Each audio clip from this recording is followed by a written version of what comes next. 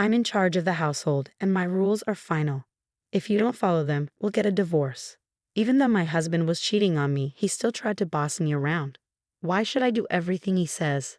If that's how it's going to be, let's just get a divorce. I put all the loans in his name so he would see how much I contributed to our life together. My name is Belle. I'm 36 years old and work as a systems engineer. I've been married to my husband Derek for 6 years. We met through work because my company hired his company for some projects. When I was working for his company as a temp, he was very nice to me. We started hanging out outside of work, dated for a while, and then he proposed. I said yes. When I got married, I left my job at the company. Working as an engineer was very demanding and stressful, and the pay wasn't great. I was worried that if I kept working like that, I wouldn't have enough time for my husband, and our relationship would suffer. So I decided to become a freelancer. This way, I could have more time for household chores and to be with my husband. At first, freelancing didn't make much money, but I had engineering experience. Gradually, I got more clients and my income grew. I was surprised at how quickly things improved and was thankful for my husband's financial support during that time. I worked hard on housework, even though cooking wasn't my strong point. I used recipe books to try different meals to keep my husband happy. "Thanks for cooking and cleaning. It really helps me out," he said. His praise made me feel good. In the beginning, we respected each other and had a happy life. But after a few years, my husband suddenly suggested, "Isn't it time for us to get a new house?" Huh? A new house? I was shocked when my husband brought it up. He's not the type to save money. "Well, shouldn't we save a bit more first?" I asked. "What are you talking about? I earn a good income, don't I?"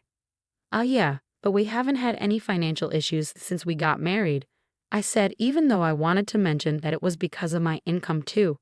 Although he gave me money for household expenses, he always used up his own allowance before payday. So I saved as much as I could from my own freelancing income and added it to our budget. That's how we managed to live comfortably without any financial problems. I was thankful for his income when we first got married, which is why I didn't tell him that my freelancing income had grown. I didn't want to hurt his feelings by revealing how much I was actually making. Even if I felt like we might have spent too much, our lifestyle hadn't changed. I realized my income had probably increased and wondered if my husband didn't fully understand his own finances. I was surprised by his excitement about building a new house, and I didn't know how to stop him. "What kind of house are you thinking of?" I asked, trying to find a way to build something affordable while considering his preferences. But he kept adding more and more features. "If we want to include all of these, the house will be very expensive," I said. "It's not a big deal. It's a once-in-a-lifetime purchase, and my income should cover it, right?" he replied. I was puzzled about how he came to that conclusion.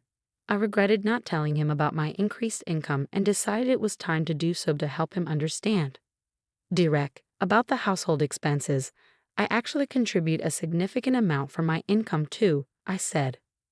For some reason, he didn't believe me. "Come on, don't be so slow about this." "I'm not lying," I insisted. I wanted us to buy a more affordable house, but my husband didn't listen. He used his salary to take out a loan for a house that was stretching our budget. At first, I thought we were managing our money well, but over time, his spending got out of control. He started buying expensive clothes and watches and went out drinking every night with his colleagues.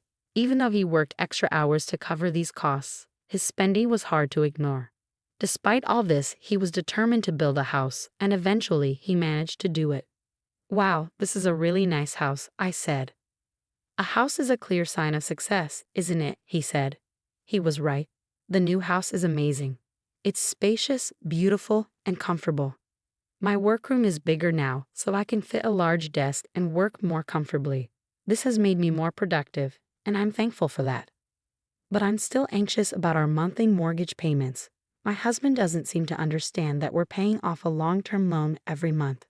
The house is in his name, but he tends to overspend, so his account is often empty. Because of this, I have to transfer my income into his account just to cover the mortgage. I'm getting frustrated with him, so one day, I decided to talk about it. "Don't you think you've been spending too much lately?" I asked. "I need you to think about things like the mortgage for the house," I said. My husband frowned and replied, "What are you talking about? We've been living normally since we bought the house." If that's the case, then there's no problem. You're just stressing over small details. And isn't it because you manage your money poorly that you're short? That's not my issue. What? Wait a minute. I'm always trying to save money from the daily expenses with the money you give me, and I'm also using my own earnings to cover the mortgage and other costs. So please don't talk to me like that. What's your problem? Besides, the amount you're contributing isn't that much, so don't act like it's a big deal. The one who earns the most is the best, and that's me. Don't try to give me advice, my husband said, trying to shut me down. I was shocked by how my husband had changed. He used to be kind and caring, but now our relationship felt strained. We barely talked, and sometimes we didn't even greet each other. He worked overtime more than ever and came home late at night. I started to question if it was okay to continue living like this. We were just coexisting under one roof without meaningful conversations. Maybe it would be better to get a divorce. But if there was a chance to fix things, I wanted to try. After thinking it over, I decided to take the first step and reach out to him. But my efforts were crushed when I saw him in town one day. I had gone out to buy a birthday gift for a friend.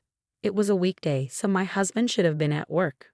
But instead, I saw him in town, dressed casually, walking with a young woman I didn't recognize. I was stunned and immediately thought he might be having an affair. To find out the truth, I hired a private investigator. After about 3 weeks, I got the results and went to the detective agency. It turned out my husband was indeed having an affair. The woman was his colleague, and their relationship had been going on for about 2 years. I finally understood why my husband had started spending so much and coming home late. It was because he was having an affair. I was furious, especially after all the verbal abuse he had directed at me. He was the one being unfaithful. I felt foolish for trying to protect his feelings and our marriage. I decided to stop doubting and take action right away. When I rushed home, my husband was sitting on the sofa watching sports. I stood in front of the TV and laid out the evidence of his affair in front of him. "Explain this," I demanded. At first he looked surprised, but his expression quickly changed. "Oh, that's Meg. She's my new wife." "New wife? What are you talking about?" "Well, now that you know, there's no point in hiding it. Unfortunately, you're no longer needed." "What are you saying?" "Frankly, I don't need you in my life anymore. But Meg doesn't want to do housework, so you can stay and take care of that for her." "What? Are you out of your mind? I would never do that." When I said that, my husband's face turned red with anger. "I'm the breadwinner here, so my rules are final. If he can't follow them, then it's divorce." Even though he was having an affair, he was still trying to control me. Why should I listen to him?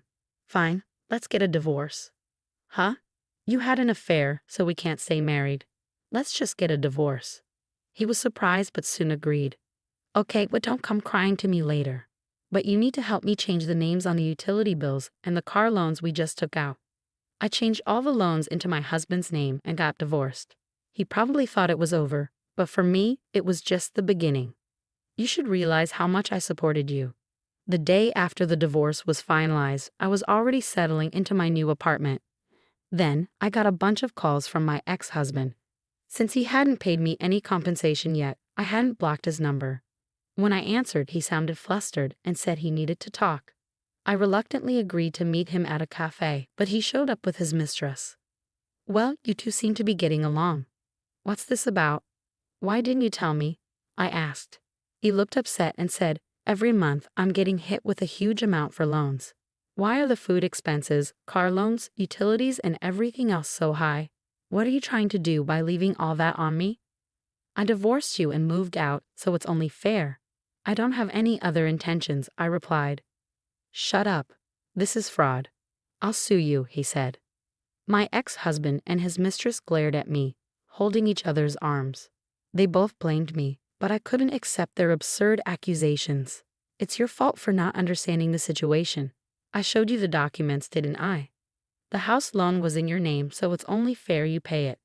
I've been transferring the necessary money into your account. How could you, with your small income, cover all that?"